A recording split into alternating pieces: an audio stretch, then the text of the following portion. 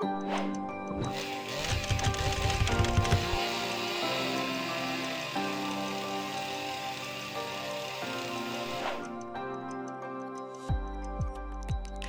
are a number of different chainsaws available, including gasoline-powered, electric, and battery-operated chainsaws.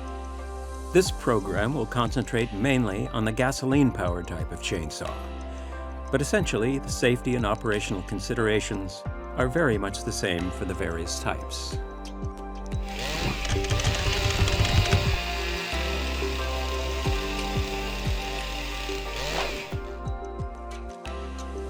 The main components of a chainsaw are the two-stroke engine. When active, the engine drives the chain around the guide bar at the high speeds required for cutting. The guide bar. A guide bar consists of a track and hardened rails around which the train travels. The rails must be even and parallel to ensure straight and accurate cutting.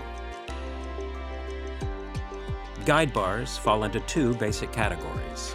The sprocket nose guide bar, which is most widely used as it has less kickback reaction and the chain travels more freely.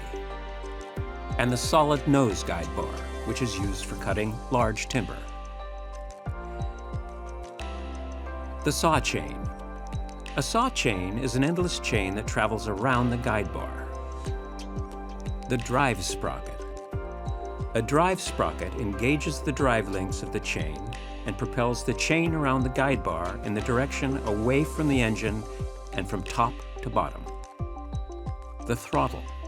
A throttle activates the chainsaw by automatically engaging or disengaging the centrifugal clutch. The throttle safety interlock.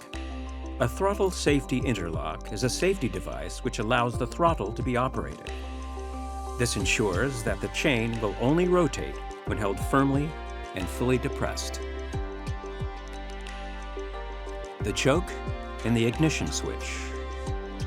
Controls may consist of either a separate ignition and choke or a combined ignition and choke, referred to as a master control lever.